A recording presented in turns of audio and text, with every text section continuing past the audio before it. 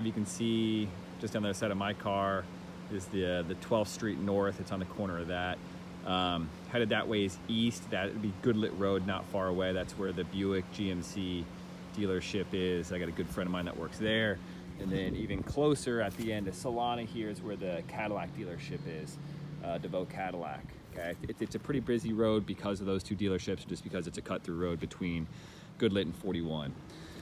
All right, the yard is obviously trashed.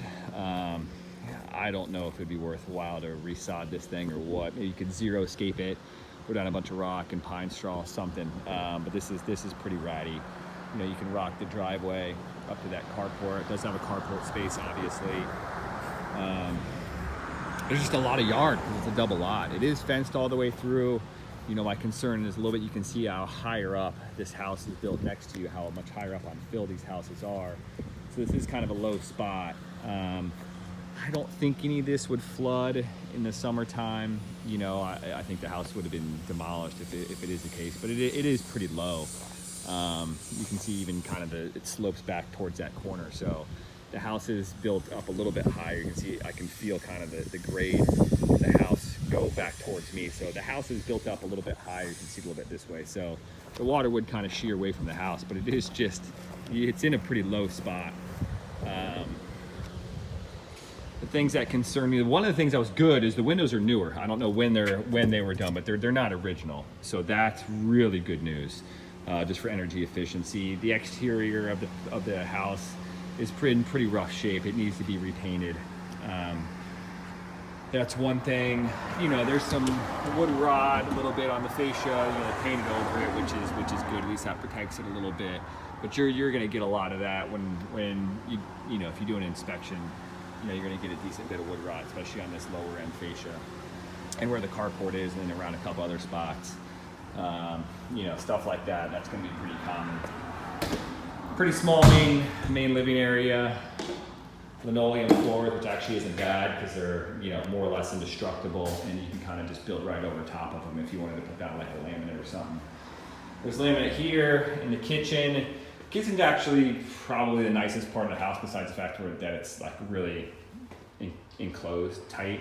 You know, they put in, you know, a piece of granite, you know, decent cabinets. You put a little backsplash there, and then they got a door that goes out, right? This is kind of cool. You can see all the way through, so you can see the light. There you go, you can see it.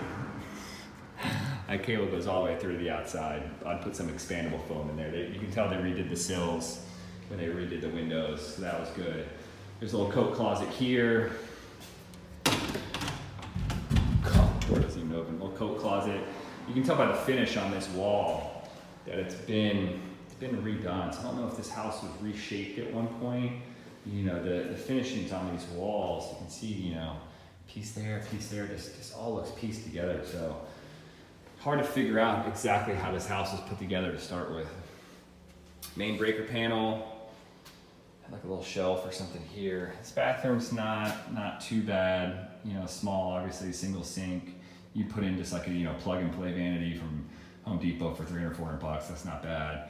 You know, put in some. They started some backsplash here. You can almost just backsplash that whole thing. And then porcelain tub, which is good. That's all tiled.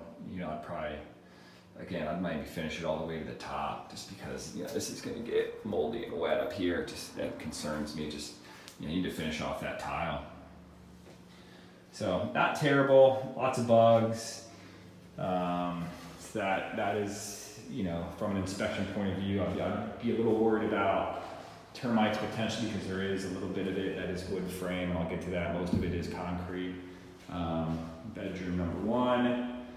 This bedroom's actually decent size. It's actually just to the front of the property. You can see my car out there in the carport. So it's decent size. This is bedroom number two. Okay, small closet, but both decent size. Some weird spot. Weird spot there. There's like a little water at some point. Looks like it's all dried up now.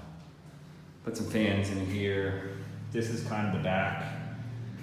I'd have to pull the permits on this to see if it was permitted. I mean, you can see how sloped that looks. I mean, it just looks super shaky. So I'll have to pull the permits because this part of it, as you can see, is wood frame. That's concrete block, that's wood frame, and it seems really shaky wood frame. And this is just poured so poorly. It's like so slanted and so chunky. I can't imagine who poured this. You can see some of the wood rot down here. And you know, this, is it termite droppings? Is it ant droppings? You have to get that checked out. This is your second bath, so to speak. Just like a makeshift. It closed in that window. Makeshift shower, there's no sink. You'd easily stuff in, you know, some more plumbing for a sink in there if you wanted to. But imagine I probably had somebody living back here. There's another door that accesses out there. Those locks are really hard to work. Give you a better idea of this room. It's just concrete flooring, but you can see again, there's just not level at all. It just need, you know, obviously if somebody put down tile or whatever, they would put down a skim coat and level that out. So it wouldn't be the worst thing in the world to do. Outside, I wanted to show you, it's pretty interesting little walk around. Again, it's fenced.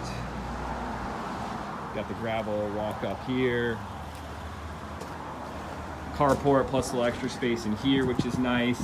This is the extra wood frame part of the room. That's a piece where it ends, concrete wood framing.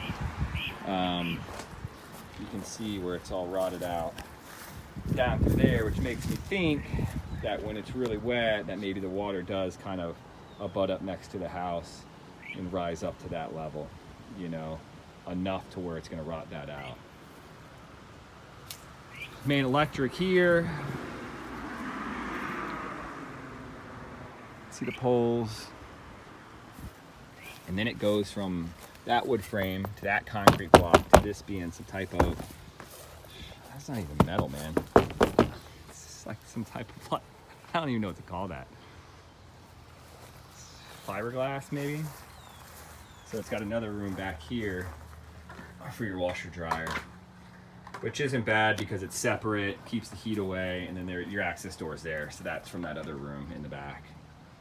So having that separate, you can have like a little, you know, tool shed and whatnot back here, dump sink. So it's not terrible having that separate. You can see how big this backyard is. They got a concrete block pad back there. There's probably a shed that sat on it. But just so much land back here, so much space. You can see the bigger houses, you know, ran all the way through. See, they're just longer, you know.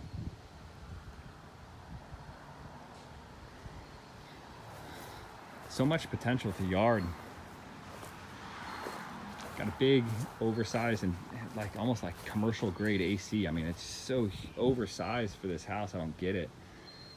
So I would have to have somebody check that out for sure. That's exposed there. So something, I don't know if it's really how efficient it is. Sometimes if it's oversized, that can be a bad thing too, because it's pumping in too much air, getting too much humidity. So we'd have to have somebody look at that. It looks like a commercial grade AC. You know, it just looks too big for the size of the house. So all in all, it's not bad. I mean, it's got a lot of potential. It's got a couple good things, a couple bad things. So that's my report for now.